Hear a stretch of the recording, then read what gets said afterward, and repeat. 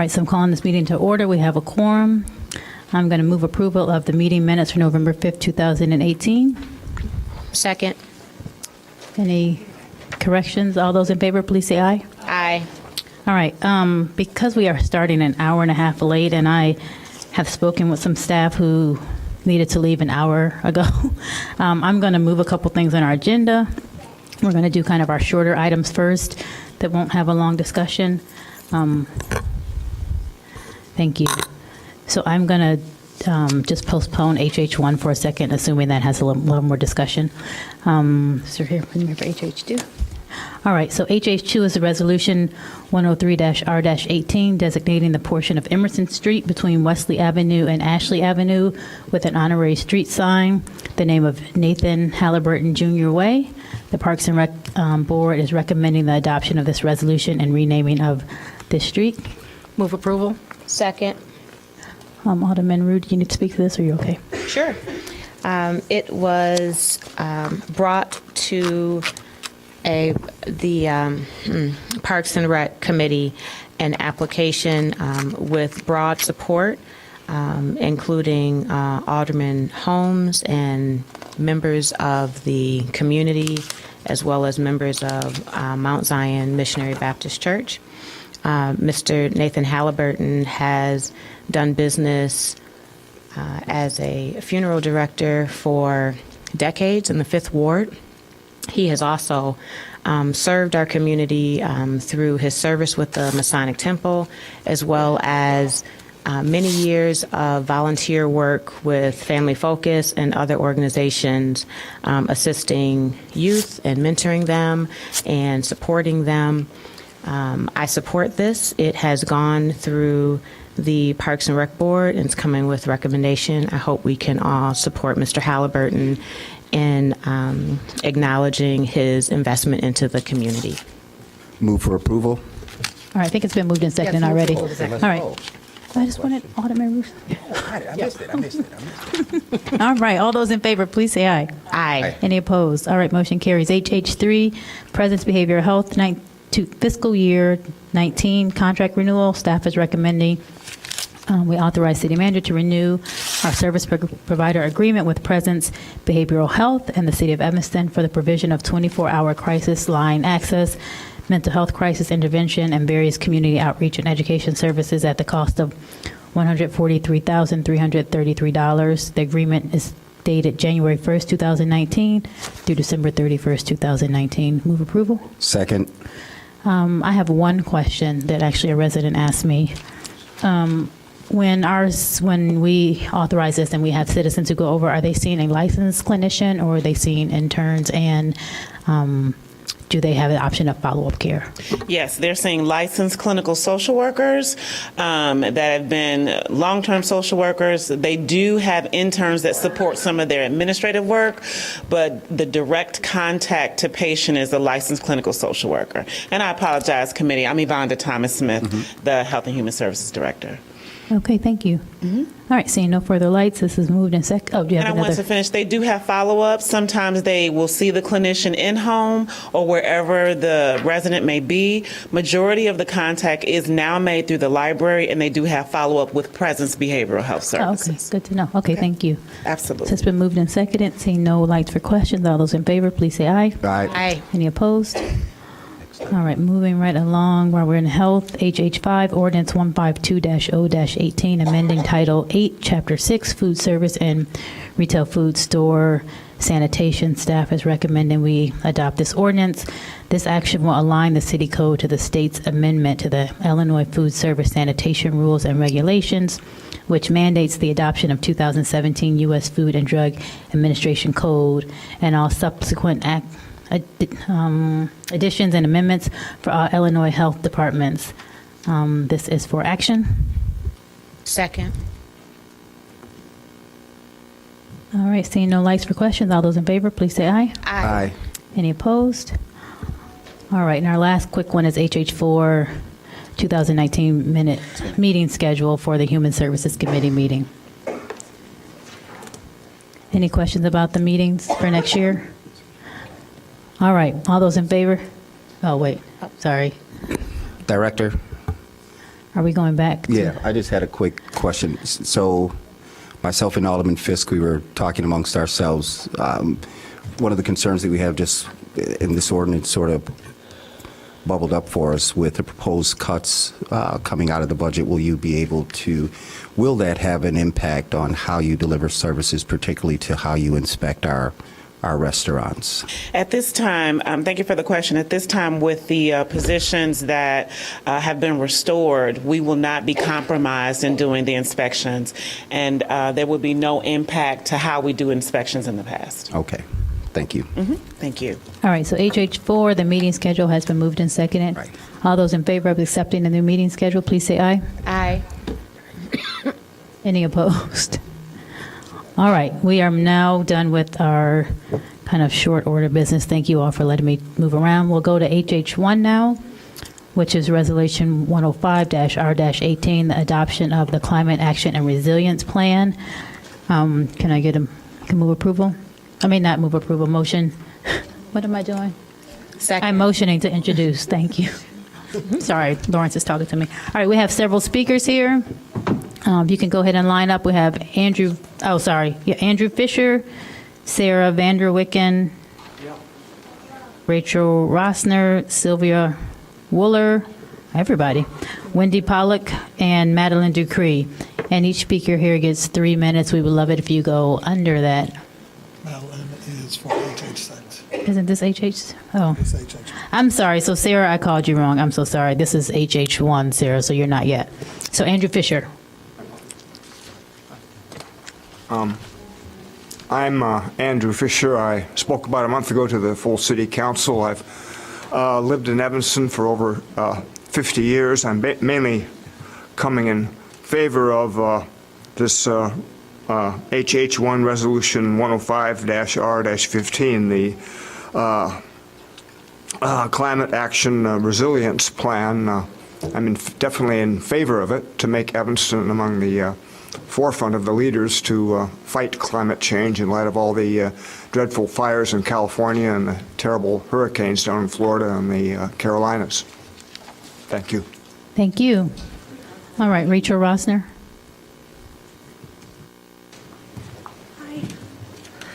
Okay.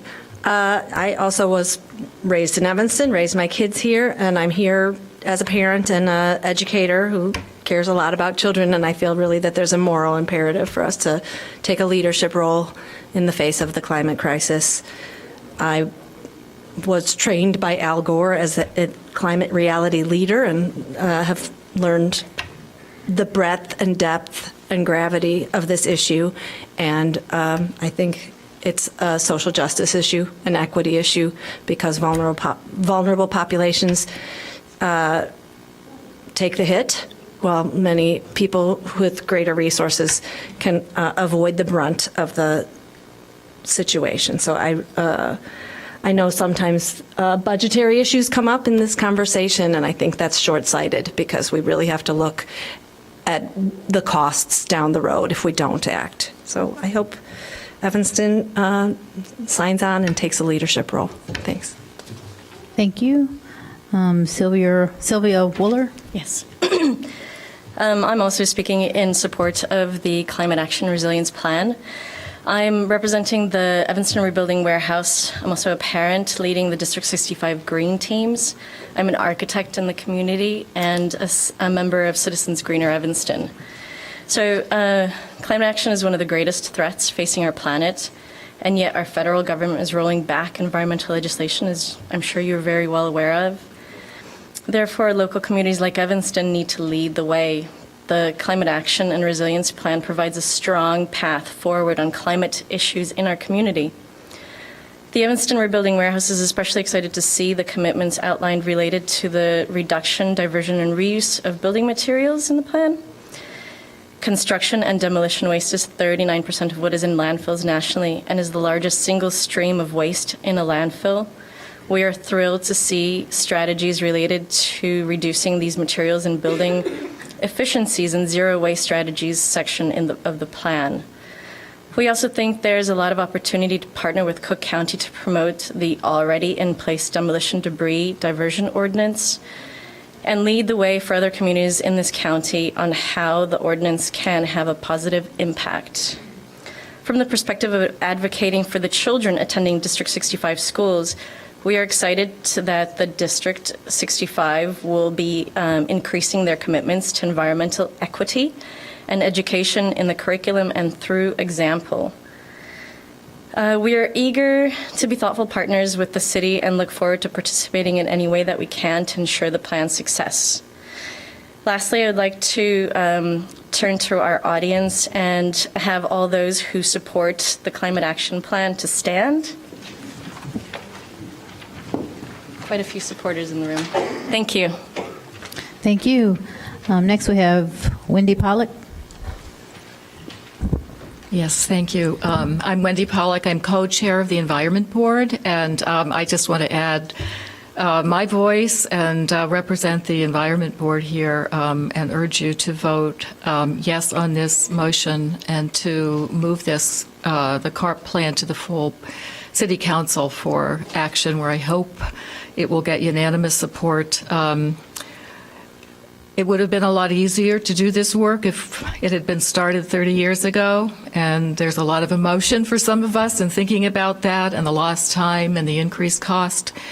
But we really don't have another moment to spare, and I think that the National Climate Assessment that was released the day after Thanksgiving underscores that for all of us.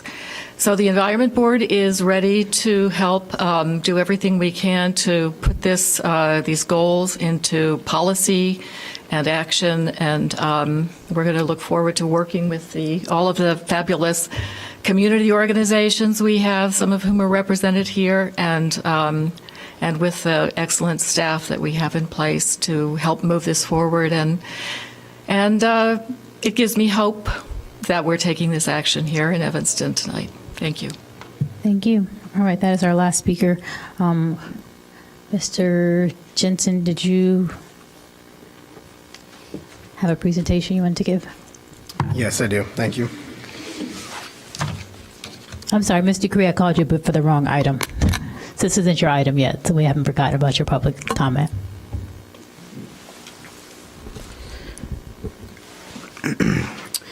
Good evening, Chair Fleming, members of the committee, Director Hemingway. My name is Kumar Jensen. I'm the Sustainability Coordinator in the City Manager's office here. And so this evening I'm here to talk a little bit about the Climate Action Plan. I'm not going to do a point-by-point walkthrough of the 43-page document, but I am going to attempt to paint a quick history of it, as well as talk about what we believe to be the key components of the plan are. And so just to set a little bit of a context, Evanston has developed two previous climate action plans, one in 2008 and the other in 2014. The city and the community were successful in achieving the goal set out within that plan. One of the key differences, though, in thinking about those two plans versus the current plan that we're looking at is that those two plans focused exclusively on reducing greenhouse gas emissions through things like energy efficiency, renewable energy, waste reduction, and transportation. This plan takes us a step further and actually looks at how are we going to evaluate and understand and plan for the anticipated impacts of climate change locally. So just a refresher, what do we mean when we talk about climate change and we say these words of climate action or climate mitigation or climate adaptation and climate resilience? These are the two definitions that we use within the plan. The primary way I like to think about it is that climate action or mitigation is thinking about how we reduce our impact or contribution to climate change, whereas climate resilience acknowledges that climate change is actually occurring already, and so we need to be planning and preparing ourselves now. So the global context, as was already mentioned, the fourth National Climate Assessment was released about 2 weeks ago, and there are quite a few very jarring points that came out of it, a few that I want to highlight here because I think it does help us understand globally what this means in a Midwestern context. One is that we've been told there's 12 years to reduce our emissions by 45%, so we have till about 2030 to be able to do that. And that economies in the Midwest and the South are likely to be most severely impacted long term. That's primarily because of their focus on agriculture. And so Evanston's economy obviously is a little bit different than that of the average Midwestern city, but we will still be impacted. And that, again, to the climate resilience component, we need to be preparing right now. So again, just some historical stuff, thinking about back to 1880, thinking all the way through 2016, the trend that we're seeing in correlation between global temperature increase and carbon dioxide in the atmosphere. The 10 hottest years globally have all occurred since 1998. 2018 is no different. We'll likely see those numbers shortly. And then to underscore the complex nature of climate change, the impacts will not be equal and they will not be felt equally throughout the globe. And so just as the North Pole may receive a disproportionate amount of the heating impact, Evanston will receive different and experience different climate impacts than that of our coastal communities. So what does it look like in Evanston? What do we know about the anticipated impacts of climate change in Evanston, right? So this is the first time that we've actually had climate data specific to Evanston that we've been able to utilize in a planning process. This data was taken from an organization at the University of Michigan that works to compile scientific research related to climates for communities in and around the Great Lakes. And this data is specifically for Evanston. And so the 4 major climate hazards that we have identified through that data are more instances of extreme heat, shorter winters, essentially fewer days below freezing, more intense storms. And so if we recall back last summer, when we had the microburst that tore through a specific section of town, that type of storm intensity and that we're expecting to see more types of events like that. And then with the combination of increased temperature and more severe storms maybe taking place in less frequency, we may also see some drought conditions looking later into the middle and end of the century.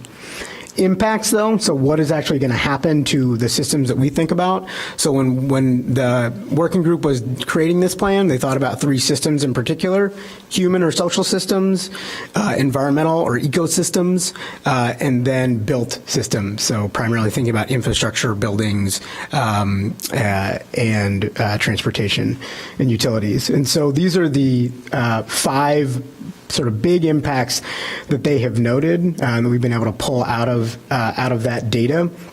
And so all of the actions that you see in the resilience section of the plan speak back to these impacts and the 4 hazards that were identified.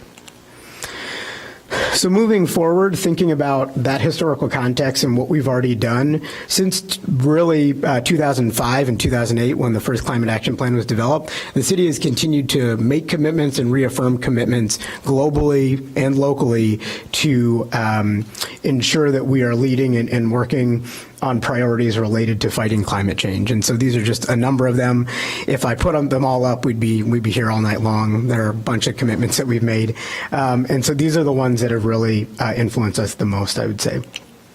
This is the mayor almost exactly a year ago signing the Chicago Climate Charter, which was a climate charter devised by the city of Chicago to try to unite organizations, primarily city governments around the globe, around specific actions related to fighting climate change. And so Mayor Haggerty signed that commitment, and it continues to serve as guidance for staff and policymaking. So with all of those commitments and thinking about what the global context is, the mayor decided to create a climate action advisory group called the Climate Action and Resilience Plan Working Group to actually develop a plan, or CARP, as we tend to refer to it, and the plan to actually chart a path forward. And so in November of last year, CARP had their first meeting. So these 17 members, of which Lauren Marquez Viso and Joel Freeman, if you're both here, if you could stand up for a moment. So yeah, a round of applause, please. Are there any other members of CARP in the audience?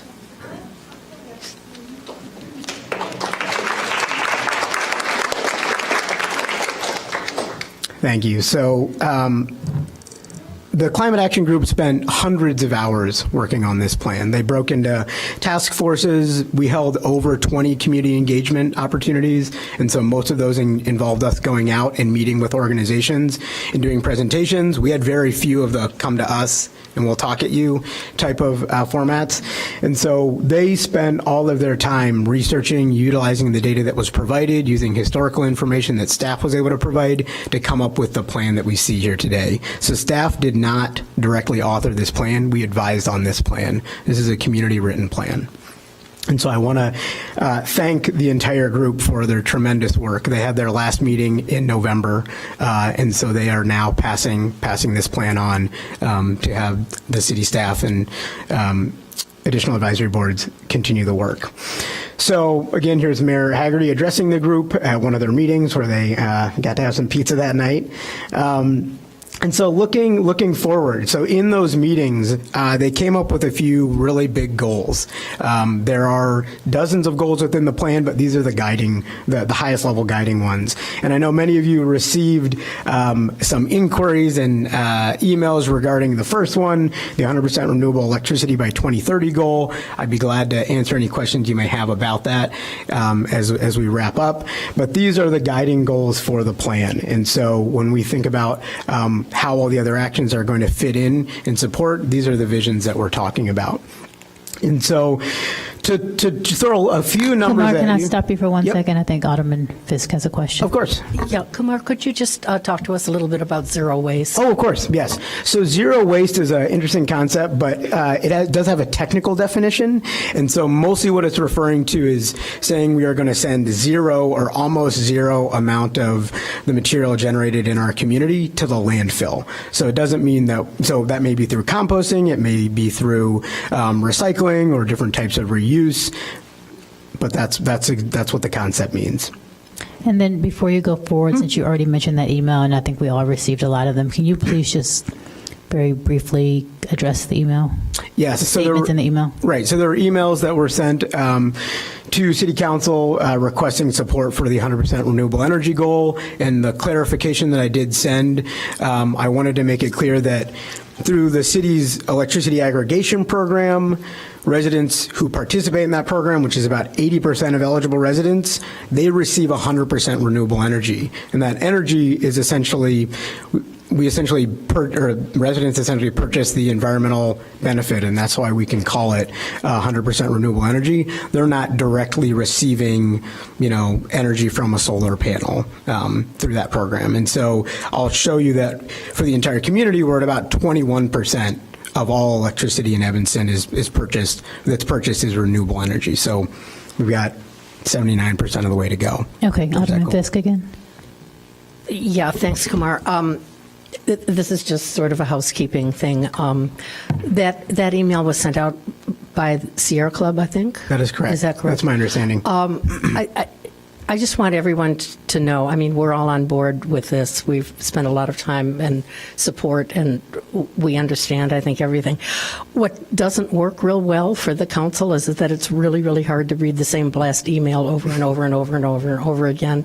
I responded to one just thinking, is there a real person behind this, even though it was signed supposedly by an Evanston resident, didn't get anything back. So those of you who are Sierra Club members, if you could reach out to them and just say, I would much rather get a personal email from any one of you rather than going through the blast email. It just doesn't work well for us, and we don't get any more information as our eyes glaze over from the 102nd email. So that's just a point of insight into our job. Excellent. So to put this all in context of what's happening locally, so we already talked about the climate impacts, but what do we mean when we talk about what does getting to 100% renewable energy mean? So historically, if you look at the 2005 through our 2015, our performance bar on the left-hand side of the graph, that's showing the data that we already have. That's showing what we've already been able to do. It shows that community-wide, our greenhouse gas emissions peaked in 2008. So remember that first plan that was developed? That plan, that set in motion this continual decrease that we've seen, and that is very intentional, right? It's the purpose of those plans. And so currently in 2017, we're at a 24% community-wide reduction in greenhouse gas emissions. There are very few communities around the country that can claim that. And it also puts us at just 2% below the commitment that Mayor Haggerty made to the Chicago Climate Charter for where we should be in 2025. And so we are far ahead of what most of the commitments out there are asking communities to do. So because of that, and because of the global context, the Climate Action CARP has established some more aggressive goals. And so you see the two interim goals of 50% by 2025 and 80% by 2035, and then carbon neutrality all the way down there on the right-hand side. So looking at the actual plan, it's broken into 5 sections. I'm not going to go over, yes? Okay. I'm not going to run through each of these, but I am going to show you what's in there, and then I'll be glad to take questions on them. And so before we actually got into what the actual actions were going to be within the plan and what the goals were, we wanted to talk about how this plan should be implemented. What are the principles? Can I say one thing before you? Of course. I know you're going, and we appreciate the work you all put in here. I just have to be mindful we started very late, and we have, and I know I have a few questions. We've read the plan, so if you can go through this and then Certainly. a little bit faster through the other ones, and we'll get to the questions. Do you want me to skip the guiding principles? Yeah, let's skip that. Okay. So the plan's split into two. Oh, you just were saying. Oh, you did? I didn't see your light. I'm sorry. Okay. So the plan, the two main sections of the plan are the climate action and mitigation section. So it has 6 focus areas. The climate resilience and adaptation also has 6 areas, so they're equally balanced. And so these are the buckets or the areas where we will be focusing a lot of our work. There is a lot of intersection and a lot of overlap, so you may see things in multiple places. That's intentional to demonstrate that there is broad support, and from multiple vantage points, these things are important. So again, as we talk about renewable energy, I already talked about this one, but this is just an example of what the goal says and where we are right now. 21% is renewable for the whole community, and then we have 79% that shouldn't say total electricity. That's actually the remaining amount. And so that's what we have to make up. Within green infrastructure, again, just giving some examples here, that is the definition, or part of the definition that we're using when we talk about green infrastructure. A lot of this is thinking about stormwater management, right? And so thinking about how we want to most effectively utilize our stormwater systems and what we need to do to enhance them. Here are 4 of the actions, or 10 within that section. And then the last piece really is thinking about implementation, accountability, and partnerships, as well as commitments from large employers. So Mayor Haggerty was able in April to convene 8 of the largest employers in Evanston, including in addition to the Evanston Community Foundation, and they all agreed to submit specific letters of commitment indicating what they would do to support the actions within this plan. So these are the ones submitted, a couple of the ones submitted by Northwestern, a couple of the ones submitted by Rotary International, the Evanston Community Foundation, and Presbyterian Homes. All of that information will be posted on the website with those original letters, just waiting on one final signature. And so this just underscores the importance that the city cannot carry this ourselves as an institution. We rely on those within the community to help support this work. And so the large employers taking a step like this is incredibly helpful in this process. So that's the end of the formal presentation. I'd be glad to take questions. Thank you. Thanks for speeding that up. Alderman Fisk. So, Kumar, I have another question.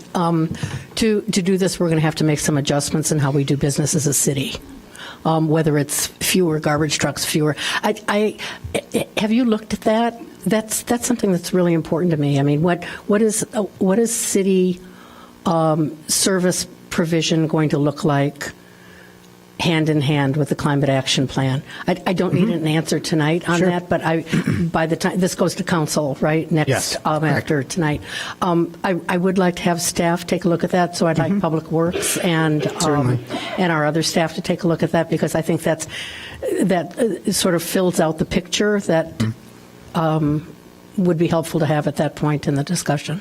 Absolutely. Alderman Braithwaite. Thank you, Madam Chair. Just to Kumar and all the residents who are here, thank you all very much for all of your work to get us to this point and move the needle. Did you make a motion? Well, Alderman Bell has a. Oh, she has her light? Okay. Yeah, and Alderman Whenever you're done, Simmons. then we'll just. And Alderman Ruth Simmons as well. All right, Alderman Ravel. Well, I'd just like to second Alderman Braithwaite's comments just now. A huge thank you to the CARP group for just an amazing plan that they've put together. It really does, you can tell it was hundreds and hundreds of hours of work. It's really timely because in addition to the national assessment that we just was just issued a couple weeks ago. The Intergovernmental Panel on Climate Change also issued a report in October that basically says every fraction of a degree of additional warming is really bad news, and so we really need to do all we can at every level of government to do our part. I don't want to say anything in special. Oh, I know. I mean, these goals seem just really ambitious, but I remember back when we were working on developing the first climate action plan, and we said, oh boy, we're going to decrease emissions, what was it, 13% by 2012, and we all said, sounds nice. And I certainly really was pretty skeptical, but we got that first goal. We got the second goal in our second plan. So I have every confidence that working together as a community, we can achieve this new goal. And Kumar, could you just talk a teeny bit about implementation? What are there like first steps for the city to, and maybe this builds a bit on Alderman Fisk's question, what one or two areas would you envision that the city itself will work on? Just real briefly, I'll say that I think the two primary ones are stormwater management and green infrastructure. There's already a lot of work internally happening in that area, and I think internally we're primed for a new planning process around stormwater management because that is one of the primary impacts that we're likely to see. It's very important that we get ahead of that as much as we can. And the other is building energy consumption. I didn't show it here, but 80% of Evanston's greenhouse gas emissions come from buildings, and so it's incredibly important that we understand better building energy consumption, as well as ways that we can support people in reducing that energy consumption and transitioning to renewable energy. Alderman Ruth Simmons. Thank you. So it was 24% increase, or what was the 24%? A 24% reduction in greenhouse gas emissions based on our 2005 baseline. And so what action or behaviors had the greatest impact to get to that? Primarily purchasing renewable energy, and then the other is that, broadly speaking, throughout the grid region, there have been more coal-fired power plants that have been retired and replaced primarily with natural gas, but also with renewable energy, and that actually impacts our emissions locally because that's where we get our energy from. And so our purchase of renewable energies here locally sort of incentivizes that switch. And so, but it's been primarily through that, not through energy efficiency. And do the commercial accounts have access to the aggregation? They do not. Under state law, they are not allowed to participate. And so we're trying to think about what role the city should play in that space, whether or not, since we don't have the authority to purchase on behalf of, what can we do to connect people with better options and better choices, not only for just purchasing renewable energy, but also for on-site generation of solar. Oh. So I too wanted to thank Mayor Haggerty and the CARP group and Kumar and all of the organizations and residents committed to this. I thought we were doing enough with aggregation, and I'm always being better informed and pushed more. So thank you for paying attention to this and working so hard on it. Thank you. All right, thank you. So this has been it's for introduction to go to City Council, and so all those in favor of approving this for City Council, please say aye. Aye. Any opposed? All right, so that motion carries. Thank you all very much for staying so late. All right, our next agenda item is HH6, the Citizens Police Complaint Assessment Committee Final Report and Recommendations. I know I have to introduce it first. We have a couple speakers, so this is for action that we are going to be receiving the report of this committee. So we have for speakers Sarah Vanderwicken, Madeline Ducree, and Betty Esther. Hi, I'm Sarah Vanderwicken. I'm a First Ward resident. And Excuse me, I really appreciate the thoroughness of the report that the Complaint Advisory Committee has submitted, and it's clear that their research showed that one of the greatest needs for change in the complaint process is the assurance of the community that complaints are given timely and thorough investigation and fair review. And I hope this committee moves this proposal forward. I do want to say one thing that's missing in the report, and it maybe is not appropriate for the report. It may be when they really work out details, it would be more appropriate. But I think there needs to be emphasis on realistic and reasonable timeframes for each of the steps in the complaint process. And because that's one of the things that things just drag on forever, and so people really lose heart and they just don't believe that anything's going to happen. And I would suggest that this might be a real place where the auditor could take a role. There's a little ambiguity about the role of the auditor versus the other, I can't remember the acronym, OPS, in doing the investigations. And if things weren't done in a timely fashion, that would be a good place for the auditor to step in, and that would be an incentive to OPS to get things done more quickly. So at any rate, I just wanted to say I really appreciate it, and I hope this moves forward. Thanks. Thank you. Ms. Dupree?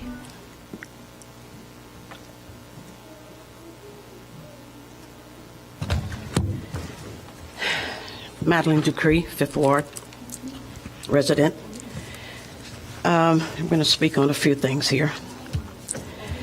Okay, I just want to say it's amazing, really amazing, how the city of Evanston council members, before and after, is not working on the Board of Ethics, rules and regulations, okay, the ordinance. 2016, I came here for the Board of Ethics, and I mentioned to our mayor at that time, Tisdale, to stop confusion about a lot of things that was going on back then, okay? Alderman Fisk just left out, but I believe she was one of the ones, maybe the only one, that spoke up and said that the Board of Ethics needs some changing. And I don't want to misquote her, but anyway, the point is that nothing was done, it seemed. And if it was half done. And, I mean, it could have saved a lot of time here. If the Rules Committee would have done their job. Ms. Dupree, clarify those rules, okay? you have a minute and a half. I want to make sure you get to speak about this topic that we're on Okay, I tonight. thought you said 3 minutes. You did. You used a minute and a half with the ethics. Okay, preservation, real quick. Landmark, Simpson and Darrell. It hurts me to my heart to go up and down Simpson and see what is happening to Miss Lorraine Martin building. Not a landmark, not a sign, not nothing. If this woman was so important to this community, why did the city not take actions? Do I have to come up here? Do we have to come up here? It's your job. Isn't it a part of it, some kind of way? To make a landmark out of that doggone building before it changes. I know we have pictures. And the man, Mr. Katz, whomever, I know that's his money, okay? But God darn, come on, let's get, have respect. I hear everybody talking about respect all the time. Where is it?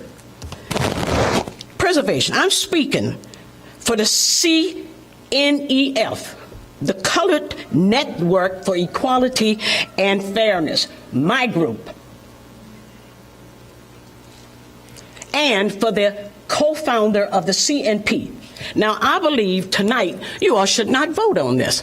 Not the Human Services, not the council, until the real chief come into this town, okay? You are doing something here that maybe would be much easier for this city to contemplate and to think about, all right? If we let that man, I can't say woman, would hope I could say woman, but the man come in here and let him do. Why are you going to shackle him with all of this? And he's new. All right, One more thank you, thing, and Mr. then I'm Cree. going to wrap You it have up. to- I give Ms. you 30 Fleming. seconds. Well, thank you. Robert Crown Building. I have tried to make the 7:30 meeting early in the morning. I have yet to make one. Can we all think about maybe having it a little later in the evening or what have you? And another thing. All right, is Mr. Cree, James Park- I'm going to have you wrap James- up. We're not talking about those is items at James this Park- meeting. It is now going to be Ms. Right, Esther's but this turn. is have to do with community It stuff and does, but human that services. is not on the okay? agenda for human services it? tonight, I'm and sorry. I've I allowed hate you to go. disrespect you. I know I you have do. allowed you to Okay. go a minute over your time. Okay. You spoke on Let me issues that just were not say on this agenda. Who knows that the dump was a dump at Robert Crown? Ms. Esther, Okay? Like James Park. Anybody know that? Think about it. Ms. Esther's not here. All right, so we're going to start. Oh, I didn't see her. I didn't see her. I called twice. Mr. Braithwaite. I know, Madam Chair, if I could just, Mr. Cree, before she leaves, and I guess for anybody here, knowing, you know, in our last meeting, we did discuss the issues with the Ethics Board and the need for change, and that, I don't know if she was in the audience, but that will be covered in our January rules meeting, and we'll start that process. So. Great. All right, Ms. Esther. Good evening. I'm here on behalf of the Citizens Network of Protection. But before that, I do have a question for the council and the city manager. At the last meeting, he said that the panel for the police things was supposed to happen during the week of November the 12th. What happened? When will we hear anything?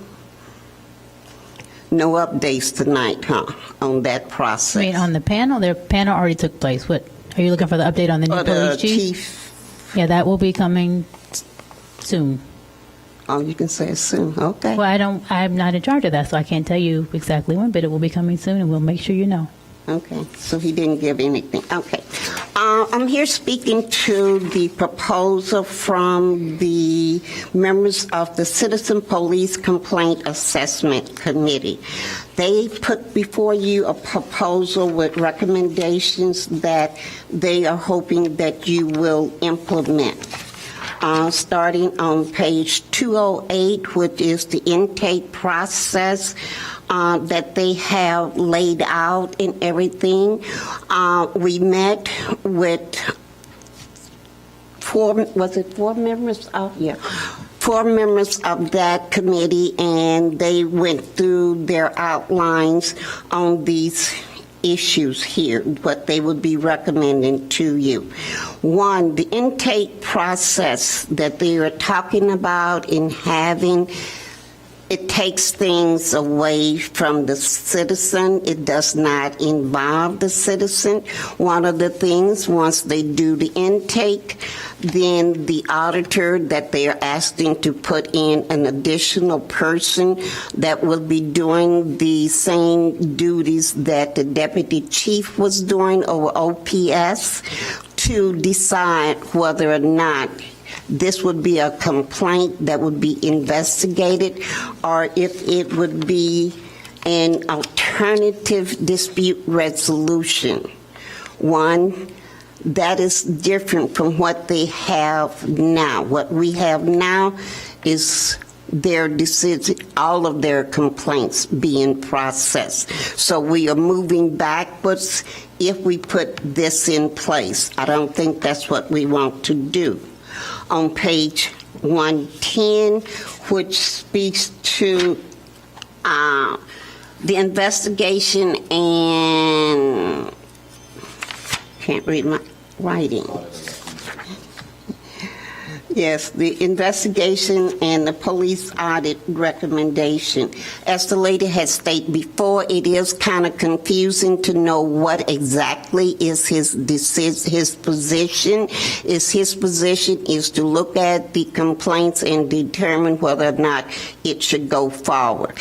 If that's the case, then that's moving back from what we put in place in 2008, which says that any complaint that a citizen put forth was investigated. I don't think we want to do that. So we're supposed to be moving forward, not backwards. All right, Ms. Esther, we need to get on to, Ms. Esther, we need to get on to the presentation, and this might clear up some of your questions that you have. No, it won't, because I have read it, talked to the people Okay, on well, there, and they clarified. I will give you 30 it is extra the seconds like same I gave thing. Ms. Dupree, if you can finish up in 30 seconds. The only thing that I ask, and I truly ask this from the bottom of my heart, and I hope y'all think about it. The people that voted for you, take this to the ward and discuss it with the people in the community. Don't have them to come down here and say you have 3 minutes. Take it to the ward and talk it to with the people. The people need to be heard on this. Thank you. Thank you. All right, so from the citizens review, are you good from the presentation? Thank you. And before you start, can you give us just a little bit of background, how long the committee has been meeting, the composition of your committee, how well, I think there was a person from each ward, Yes, thank you, Alderman. and just, yeah. Madam Chair, I will address all those, and Thank you. actually, the beginning of our presentation does just that. Thank you. My name is Matthew Mitchell. I'm the chair. I've addressed this committee once before. We did a status update in May 2018. The other members of our committee. Thank you. The other members of our committee, Ms. Richardson, could you help me with this? Guess we may need that, huh? Working. Button here. This one? Yep. Great. Thank you. These are the committee members. They were appointed by the mayor. They were approved by city council. They do not make up geographical representation of wards, but it is a great group that's worked hard together in a very collaborative and cooperative fashion. Many of those members are here tonight. So we've been working for 14 months together, evaluating and critiquing the current complaint system at Evanston and making recommendations to change that system. We have studied best practices as well as the current practices, including the CPAC, the Citizens Police Advisory Committee, as well as the role that HSC plays in citizen complaints currently. We have done a survey of the community. We've done research on national best practices of civilian oversight of law enforcement and how different communities deal with complaints. We've met with citizens and citizen groups.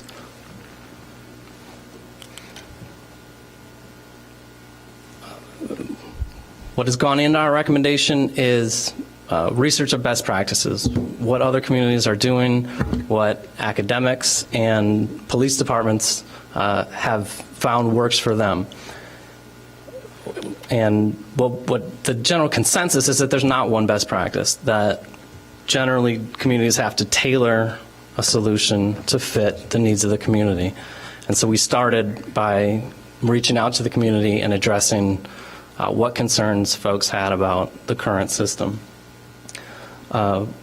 We wanted to make our recommendation fit within the framework of the city code, of current collective bargaining contracts, as well as Illinois state statutes regarding complaints against police officers.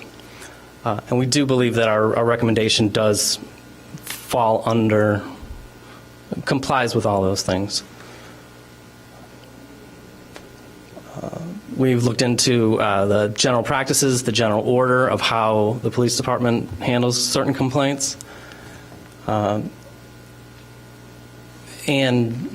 historically, the way the city of Evanston has the complaint process has come about has been evolved over time. It wasn't a unified process, so it is a bit disjointed. And one of the recommendations that we make is to connect all the pieces. So these are our recommendations. The first is to dissolve CPAC and replace it with a civilian review board. And we would recommend that that Civilian Review Board have more authority than the current CPAC. We would recommend that there's a new intake process. Currently, complaints are made to the police department, generally to the supervising officer of the alleged offender. We would recommend an independent intake outside of the police department. This is a best practice and allows some independence and keeps the barrier for those folks who would be hesitant to make complaints about police officers to the police. We would recommend an alternative dispute resolution program, a facilitated mediation program for select complaints where an officer and a community member would have an opportunity with facilitated mediators to have a conversation to try to resolve disputes.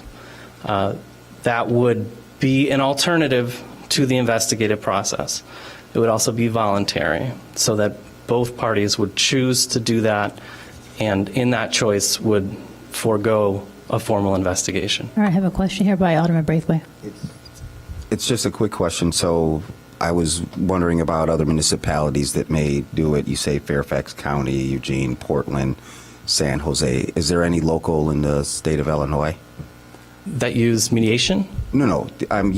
I'm specifically looking at because you spent some time talking about this in the report as an auditor. As an auditor model. I can't think of a local community that uses an auditor model.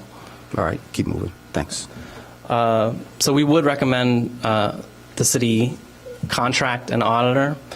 We debated recommending that to be a full-time position, and our recommendation is that that would be a contract position. I'll get into that more later. And we would also imagine that the Civilian Review Board would have some say in crafting the scope of work for the police auditor.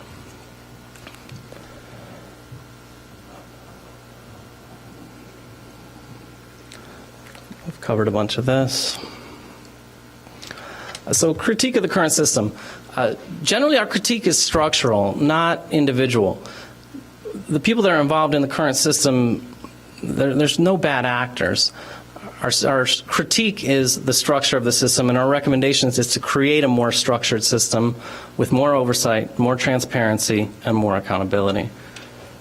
So the critiques of the current system is that there's a lack of awareness of the complaint process. People in the community just aren't aware. Also, once those complaints do get made, there's a lack of communication with the complainants about the status of the complaint. There's not a current person in the community that handles complaints. Complaints go to the supervising officer of the alleged officer who somebody's making a complaint against. So there's a lack of uniform training. There's a lack of uniform intake. There can be a perception of making a complaint about the police to the police that there could be bias or a conflict of interest, and that's just a structural problem. And then we talked about intake, that some folks might not be comfortable making a complaint about the police to the police.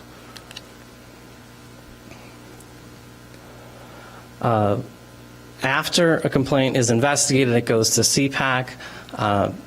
CPAC it has some structural flaws. It lacks a charter, it lacks bylaws, it lacks a chair, it lacks a clear mandate. It's a review model. When you look at best practices, it's a review model of complaints. And the biggest thing a review model should do is add transparency to the process. And CPAC does not do a good job of adding transparency to the process. As a member of the public, if you try to engage in the CPAC process, it's really hard to see what the complaint is about and how it's resolved. At the HSC level, it gets to be a little bit better because the summary complaint is released to the public. But at the CPAC level, it's not. So as a member of the public, you don't really know what's being discussed. And so there's a lack of transparency. And currently, all they do is either agree or disagree with the chief's disposition. They don't have any policy power or recommendation power outside of that. So this is, from the city, an overview of the current process. I'll skip through that. We would also recommend in the intake process to have some uniform software so that, one, it's protected, and two, it can easily follow the case from intake through resolution. It would also allow the complainant to be able to track the case and see where it's going. We would have an updated web intake form so that you could make a complaint anytime from anywhere. But importantly, we would recommend that there would be a specific intake person independent of the police department. We envision that person as being in the Civic Center and working business hours. And we would recommend that that would be folded into the role of somebody already here. We would think that police officers and police sergeants would have information on business cards about how to file a formal complaint and would hand those out to anybody who has a complaint.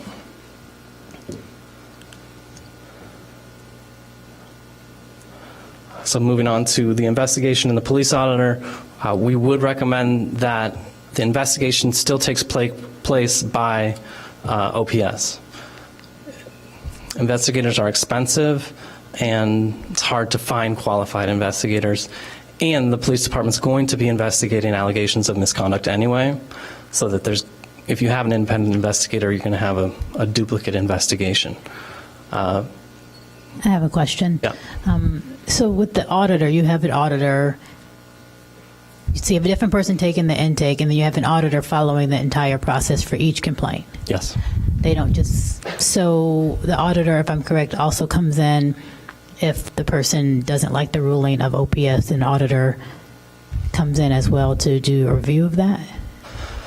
So the auditor can direct the investigation, can be part of the intake process. Okay, so can you elaborate on direct the investigation? Because you're saying it's still going to OPS.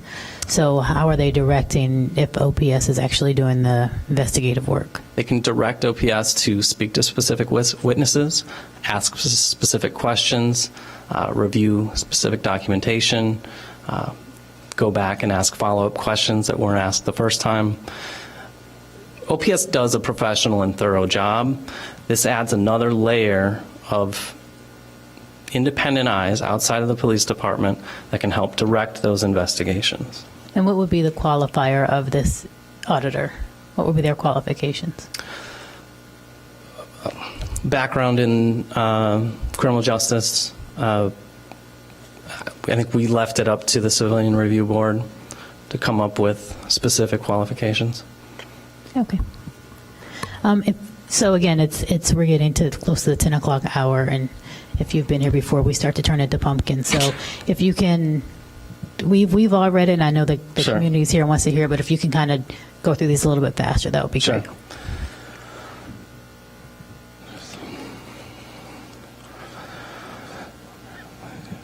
So one other thing that they would do is screen cases that are appropriate for alternative dispute resolution.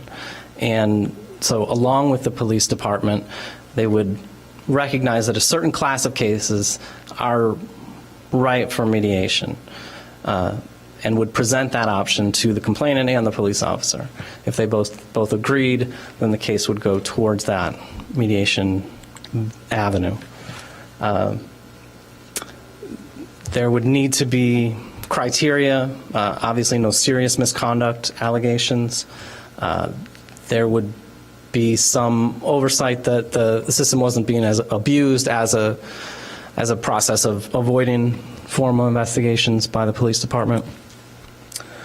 And we would recommend that the City Council employs a consultant to create that ADR system from the ground up with stakeholder involvement. I think from the professional folks that we've talked to, it's important to have people who are going to be involved in the process have a say in how the process is created, because something like this just won't work if there's not buy-in and trust.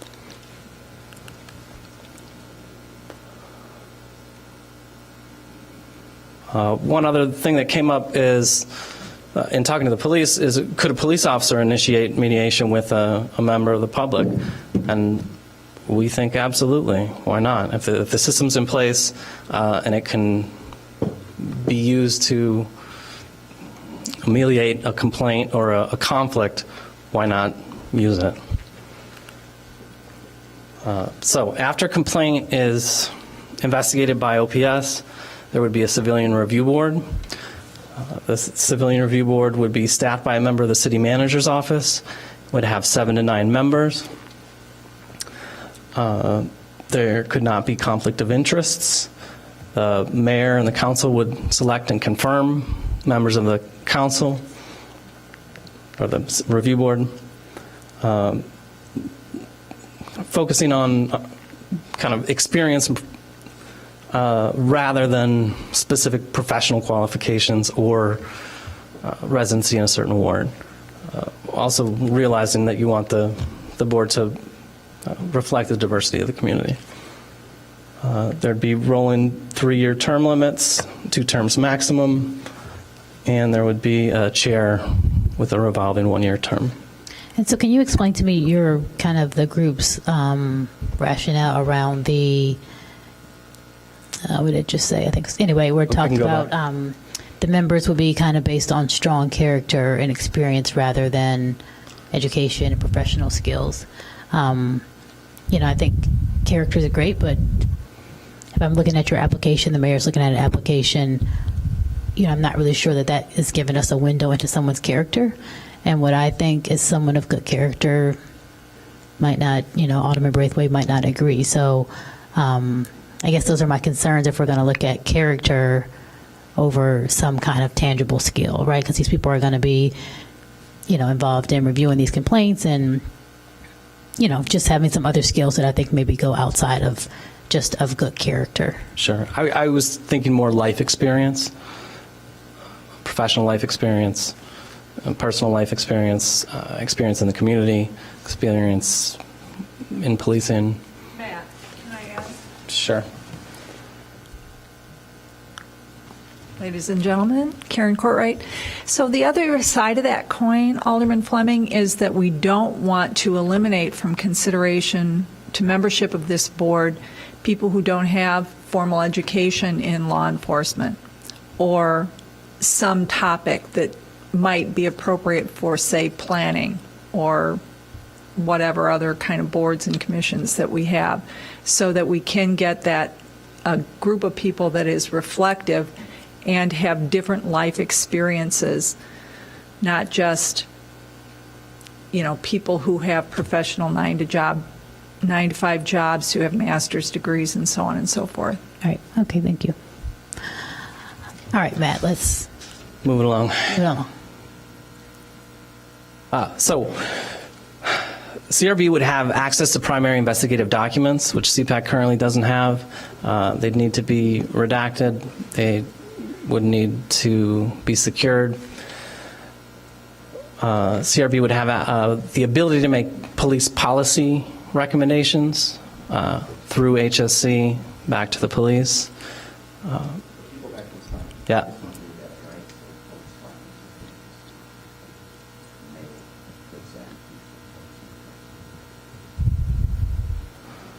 So a more detailed report than current CPAC Yeah, so I process. want to ask a question because currently that last bullet point is done by OPS, right? They write the reports with the findings and all that. Go into, and Madam Chair, members of the committee, I just looking at the hour, I'll save the final comments, but the wonderful thing, these are just Suggestions and recommendations, a great opportunity for the new chief coming in. I think we'll probably be here all night if we start to picking it. There's a lot of details. There's a lot of stuff in here, and there's some things that we've already codified in the past So I think that's what I picked up on the last paragraph and probably where Alderman Fleming was going. Yeah, I mean, that again, this is going to be a longer discussion, but that's something that currently OPS does. And so Sure. just trying to figure out how OPS does you don't have to explain this, but how OPS does their investigation and has their findings, and then the Citizen Review Board is going to write another report. Yes. Exactly right. Yes. So They're going to do another investigation and another report. No. No, not a, Investigation, access to the investigative materials, write their perspective, their report. okay. HSC would get a report on every complaint from the police auditor, civilian review board, and the police department. And they may all agree. Right, yeah, okay. And the police departments would have the chief's final disposition. I'm going to move along. If the HSC disagrees with the chief's final disposition, they could, in writing, disagree with the final disposition and send it back to the chief. They could propose an alternative disposition. The chief would then answer that in writing at the next HSC meeting. Which we don't, and I think that that would involve our new counsel, Ms. Benson, to look into, because the memo that when I joined HSC, and it was unclear to me what we had the authority to do, I think the memo that's in the packet, Yeah. I think we would need to hash that out more, because I think there are some things that preclude us from doing that. Ordinances can be written. Sure. Maybe, okay, so if you want to speak, you have to come to the microphone, because we don't do a dialogue in that way, but hold on. So that would be, again, for another discussion, because we would need to change the rules of HSC, which are not impossible to do. But then look at some other things that are laid out, if I'm correct, in the collective bargaining and discipline of officers that is, Sure. that we don't obviously do the bargaining up here. So those would be things that would have to be, some of those things would have to be worked within there. Alderman Braithwaite had a question. Yeah, I would summarize it like this, and again, I realize that these are all very wonderful recommendations. So just as a general rule, as a city council, we don't get involved with discipline of staff. So the police department, although I recognize functions a lot differently than public works, the library board, et cetera, I don't look over what the city manager has done in terms of someone being habitually late to work. So that's where these comments are coming Sure. from, just to put it in the proper context. Sure. And I'm going to move on to the next slide. The police chief's disposition, the police chief has the final disposition. And the role of HSC is transparency and holding the chief accountable if HSC and the city council disagree with the chief's disposition. And the structure of power, police powers come from the city code, come from the residents, through the elected officials who can hire and fire the city manager, who can hire and fire the police chief.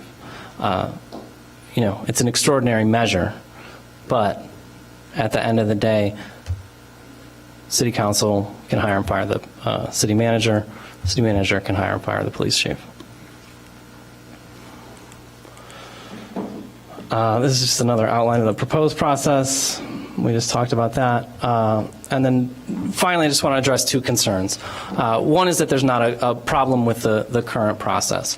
And I think there are some problems with the current process. It's not very transparent.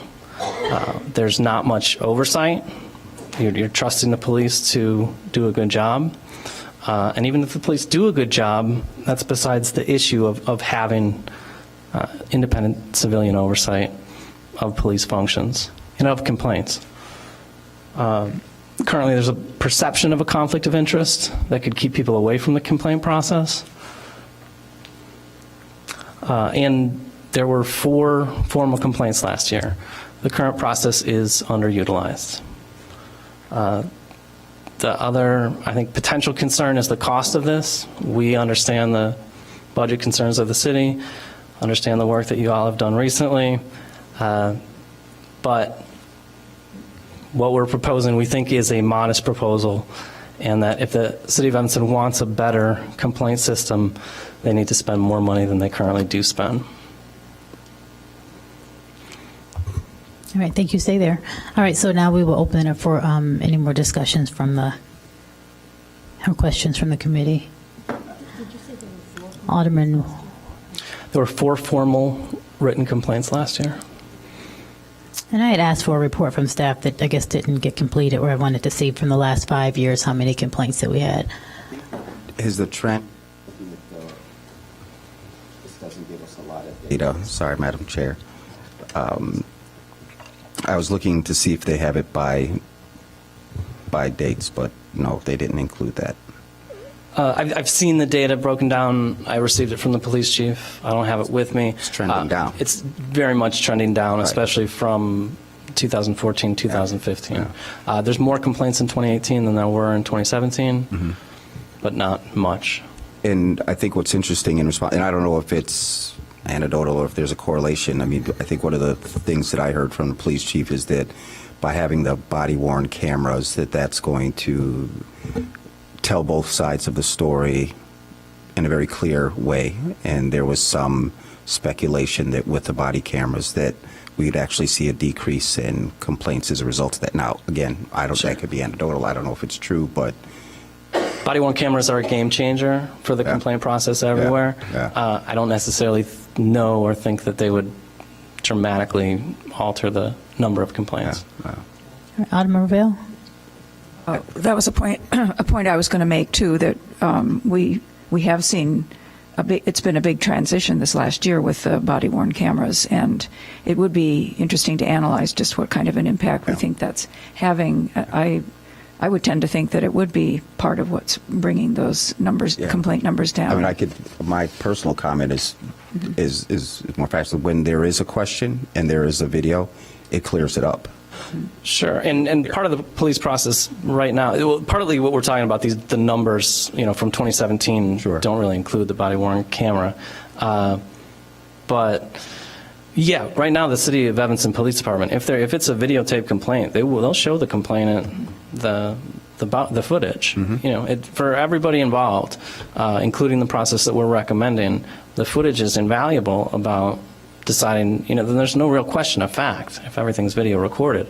But you can still have a disagreement about whether a complaint against a police officer is valid without disagreeing about the facts of what happened. Yeah, I don't think that changes, but I think the fact that you have footage now and officers that have to wear cameras helps to support the residents who are making the complaints, and at the same time it creates a higher level of accountability for our police officers. Just my thought. So these are my, I guess, things that I would want to see worked out more. And this is, in my opinion, just an introductory conversation. We all know that we're going to get a new police chief here before too long, and this is not something that in one night we're going to hash out, and two, that we want to give to a new police chief and say, okay, now go with it, because they're going to come with their own bag of experience that, we might be able to utilize. And so I would like to have this come back in January or February, as we're going to do with the report that we were given last month, when we have the new chief who can, at least start to digest this and speak to you all and that kind of thing. My couple of concerns just off the back are, I like the investigator, advisor, whatever you call it them. I'm concerned, or I'm confused, I guess, of why we need that person for each step of the way versus after OPS does their review and maybe the citizen says, well, or the new CPAC says, I don't agree, I want more investigation. So that's my first concern with that. I definitely, and I've been on CPAC, I definitely think it is time for restructuring of CPAC, so I look forward to that. I also am a little bit concerned about the part of the mediation. I like the mediation. My concern would be making sure we safeguard, so if people have the choice between, mediation or filing like an official complaint, that, just as we saw in the ethics board, we don't have, either officers or citizens who continue to bring kind of, well, he was rude to me, and not that, that's not something worth mediating through, but that there's a, formality there. Also, that we don't have people going through, a lot of mediations where maybe they should actually be under an OPS investigation. And if I'm correct, you can't do both. So if I go to mediation and I feel like, well, Officer Braithwaite still has a bad attitude, I can't then go to OPS. So I would want a lot of clarity in that before we send people down a road that maybe is going to cause frustration. I do appreciate that you're looking at kind of speeding the process up, because we do have people who come and say, this happened in February, I didn't file till March, and it's a very kind of slow, although thorough process now. So I think speeding it up. I am very interested in the software. I don't really know a lot about that, but that sounds interesting to me. And then the other part, and I think I've discussed this already, is, I do think it's worth us looking at HSC and what we do with those reports, because I am not in the negotiation and I'm not a labor lawyer. I would want to be very clear that, how we think through changing what we can do, because we don't do discipline, is very clear. I don't want the citizen base to think they're going to come here and the officer's going to be fired because HSC says so. So I think we need to be, really consulting our legal team and, the chief and such about those things, because we don't want to set the city up for any kind of legal action from our collective bargaining units. And then, Chief, I actually had a question for you, if you don't mind, since you're here. And then I know that he's your speaker, and that's fine, but if someone else had something to add, you can come up. We just don't do a dialogue back and forth from the chair. So, Chief, can I ask you a question? Good evening, Madam Chair. So my question for you goes back into some of that what I just mentioned about what we can do as HSC. Right now, we just receive it and file it, and it goes away, I guess. No, it doesn't even move to council. It just kind of stayed. No, I'm saying for our current process. So with the collective bargaining and all that stuff, and what your purview is as the chief, as it sits now, what else can we do with the OPS reports? I know we can send it back to you if we don't, like what we find. Madam Chairman, I believe that's the first step in my tenure here that has occurred at HSC. There have been concerns that weren't addressed in the reports or the summaries, and the one or more of the aldermen have directed me to go back and refine a specific part of the investigation. And so you currently have that latitude. I mean, Chief, this wasn't clear to me. Can you clarify this point of the investigation for me? We don't know how you got there. We don't know what you consider to do this. You have that latitude right now, and frankly, it's been utilized by prior councils. But if we don't agree with the findings, if it's unfounded, or I forgot what the language is, and we, look at our own investigation and say, well, we think there's something there, we don't have the authority to tell you, Joe Blow was in violation. No, you do not. But I think that there's a more sophisticated way to go about that and ask for further clarifications. If you think it's wrong or you think it's incomplete, there's a way to ask the questions to force your concerns to be answered. Where if we start off we don't agree, we're starting at the wrong point. If you say, Chief, I need clarification on this because this part of the investigation wasn't clear to me, I think if it was clearer, it would either prove or disprove this concern that I have. And so I think it's a building block to get to, I don't agree with this decision. And so you have that latitude now.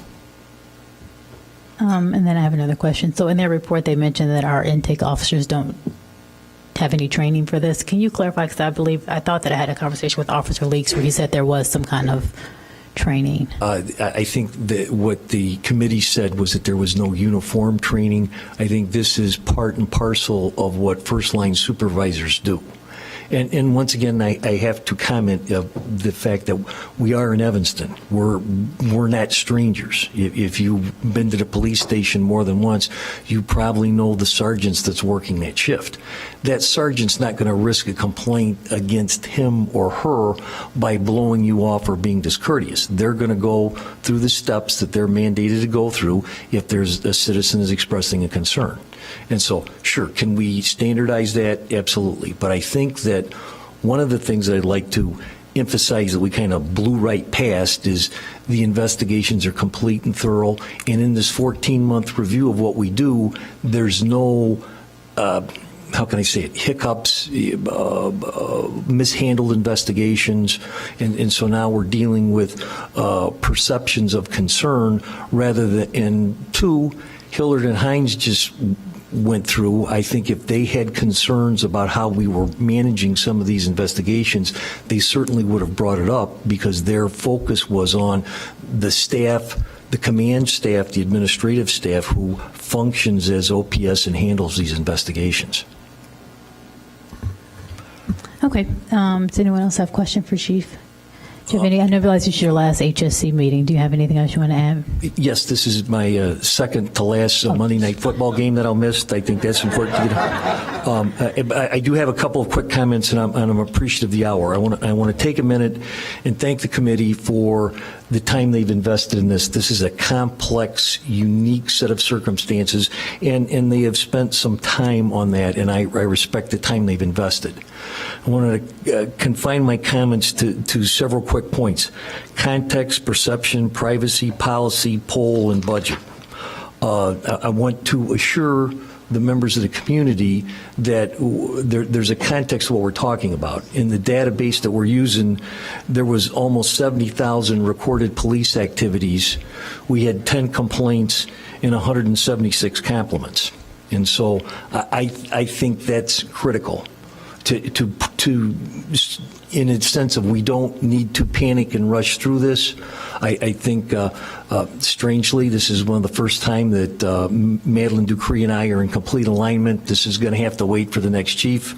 And so also in this, I would like you to consider the last time you were in any unpleasant situation that you thought perhaps bureaucracy or more bureaucracy was the answer to your problem. And I think if there's a perception issue, I think that we can advertise this and talk to that perception rather than revamping an entire process. I think there's some things that certainly can be upgraded. The term limits is a discussion I look forward to listening to from home. But I think that one of the things that you need on a committee of this type is expertise. Whether it's CPAC or a subsequent committee, you have to have some expertise, some experience when you're looking at these things. And I want to talk about privacy just for a minute, but in a context that will be different than where you think I'm going.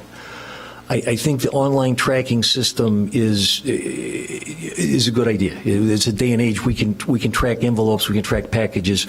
I see the value in that, but the issue is going to become who has access to the tracking.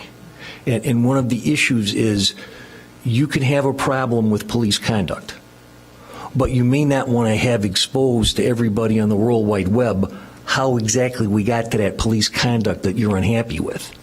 And it may be extremely personal, may be embarrassing, and so the refinement of who gets that information is a critical component that I don't think has been addressed completely as of yet.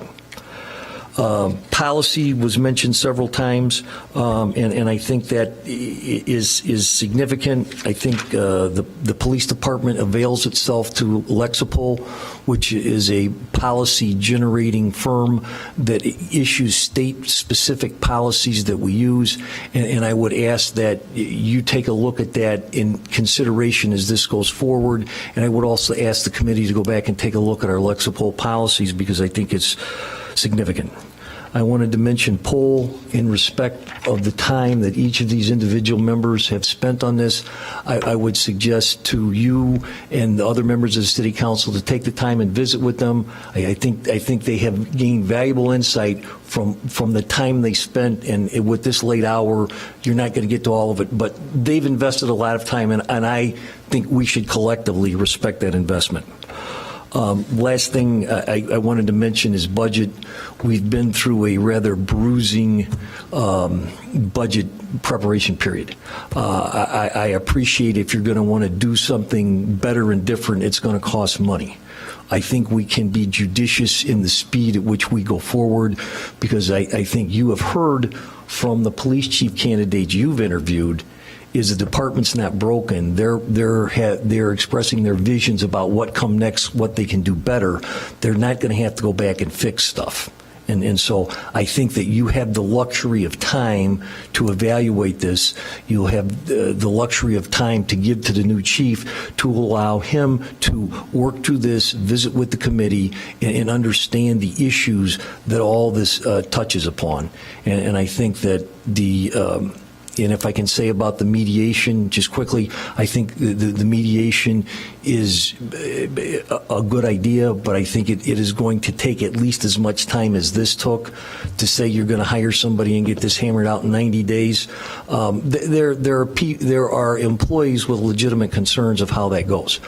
As a police chief, I have legitimate concerns that the chairman expressed that, wait a minute, if you guys expect me to impose progressive discipline and we set up a system that subtracts those events, I'm not going to get to where you want me to go or where the next chief needs to go with an individual. I appreciate the courtesy of comments, and I'm certain the new chief of police will work diligently to bring this matter forward to you. Thank you again. Thank you. I have a couple more questions. I'm not sure if they're for you, Alderman Fisk. Well, thanks, Chief. We're going to miss you here. You know that. I'll still pay taxes. Yeah, I know. Maybe we shall just come over and watch the football game with you. I think Please stop by. That would be a really good idea. I really like what you just had to say, and I'm hoping that the minutes can reflect that. We can take this out of the minutes to distribute. Do you have that written down? You were thumbing through something. Well, we can pull them out of the minutes. It's kind of scribbly. We can. I think what would be better if we'll do a transcript from the video. Okay. Yeah. No, I think that would be really helpful. One other comment that I would make is that I absolutely agree with you about some degree of expertise. We've seen tonight one of the conversations we had at Rules Committee was about a board on which there is some expertise is lacking, and it's caused us problems. So I understand sort of wouldn't it be nice to get some people who may not be, who might not come forward necessarily on their own or look qualified, but I think that causes us problems in the end, and I think hopefully that there will be enough people who have served and gone through the process and who, going through the process, you learn a lot, and that will be ready and willing and able to serve. But I just really appreciate what you had to say, because it's really informative to us as a committee, and I listened really carefully. Thanks, Alderman. Alderman Braithwaite. Thank you, Madam Chair. I'm just curious to know the officers that are sitting way in the back. What unit are they from? Did they participate with the committee, or are they just here as? Several are union officials. Okay, they're just sitting there like. Yeah. Well, this is Alderman. This is extremely important to them. This is significant to them in many ways, and significant in far-reaching ways. Sure. I mean, just even in. We have several complex investigations ongoing, and one of the questions our federal partners ask is we need to see the guy's OPS record. Mm-hmm. And so that is a huge issue. Yeah. That impacts on their abilities for assignment. It impacts on their ability to testify in federal court. So this is a big deal. Yeah. This is a big deal. Yeah. And I appreciate you calling that out, and it allows me to pivot to the committee and say thank you very, very much. I've had an opportunity earlier when you first started to sit in on a few of your meetings, and so I know the amount of attention and detail to the work. And keep in mind the time that you all started this. We had a lot going on in the city with the young man that was stopped on a bicycle, with the kid that was pulled over, a Northwestern student. So along with this and the other committee, myself and Alderman Fleming sits on, alternatives to arrest. I think there's some really good comments in your report, and one of the things I'm going to push for is after the new chief comes on board, whether it's 6, 7, 8 months of getting on board, we'll definitely take a look at this document and see what things he will be able to utilize. So thank you for all your hard work. Thank you, Chief. Ms. Courtwright, and then we're going to try to wrap it up here. for our next steps. Thanks. I just have a couple more comments. First of all, I'd refer you back to the survey report that was in our May 18th meeting to you all, presentation at your May 18th, I think it was the 18th, May meeting, because there's more detail about what we heard from the community via that vehicle. And I also wanted to just amplify maybe define what Matt meant when he said that the current system's being underutilized. Nobody's looking for more complaints. The fact is that what we've heard from people is that they don't make complaints based on their lack of confidence in the current process. So and that's where our recommendations are based on, to try and restore people's confidence that their complaints are being taken seriously. And like Matt said, there aren't any individuals that we're calling out here. Had really good engagement with members of the police force during this process, and I know a number of us are looking forward to continuing to provide whatever kind of input or answer questions or whatever going forward. Thank you. So my last thing, and I hear everybody's packing up. So I do think it's aggressive, the 90 days. I appreciate it, but we are government and we are not fast. So I would say just be patient with us. I am very excited about a lot of things in here. I voiced my questions and concerns I had about other things. But I think if we just give our new chief a chance to get here and get situated, and we get this in the queue of things that person's going to work on, and we continue to kind of flush through it here, I would encourage you all to make an appointment with the new chief. I'm happy to help you do that if you need help. Kind of get some more, take some of our input, maybe flesh out some couple things. Because I do think, and I appreciate what the chief said about if it's not broke, don't fix it, but I do hear those same concerns where people say, I'm not going to go because it doesn't work. And they probably have no scientific proof that it doesn't work, but we deal with the public and we deal with perception. And I think we have to just, understand that's how people perceive things, and so make sure that we're doing all we can to build the confidence that we do have a system that it does work. My only other concern I want to bring up to you all is when he talks about budget, we just laid off 20 some odd people, I think 8 police officers, or maybe we didn't lay them off. I can't remember where we even landed. But when we talk about having the intake process be another job for someone else here, that's going to be a hard sell for me and probably staff, because we're already asking staff to do more, to not take raises. So I think we need to just maybe work with the OPS we have, see if they think they need some more training for intake, see if we need to add another form where if you come in and, Jason Gardner says, I can talk to Scott for you. I don't think we need to go through OPS, that's something that's written down and the person can feel confident that it hasn't gone anywhere. So anyway, those are my brief, but I was thinking you guys can come back in January, but that's probably too soon because the new chief will just be coming in January. So maybe we can get you on like a spring calendar after you talk with the new chief and kind of come back with any revisions you have, and we can get a better timeline of as we can get things implemented. I'm only chair for one more month, so I can't give you a definite date, but thank you very much for all your work in this. And just because we did not move forward, I just don't want you to leave and feel discouraged, but we're not fast. All right, so the only other thing we had on our... Alderman Fleming? Yeah. I just want to clarify, it's my understanding that the work of the committee is done. We were asked to make a recommendation. You are, but it is HSC. my polite ask that you all stay engaged. Sure. And we can count on you to work with the new chief and kind of see where this lands. Great. Thank you. All right, perfect. And the last thing we had in here was, what else do we have in here? Was there HH7? Did I lose it somewhere? Oh, sorry. All right, so we actually had, is this HH7? Sorry, we have an HH7 that I can't seem to find in my packet. We don't have it?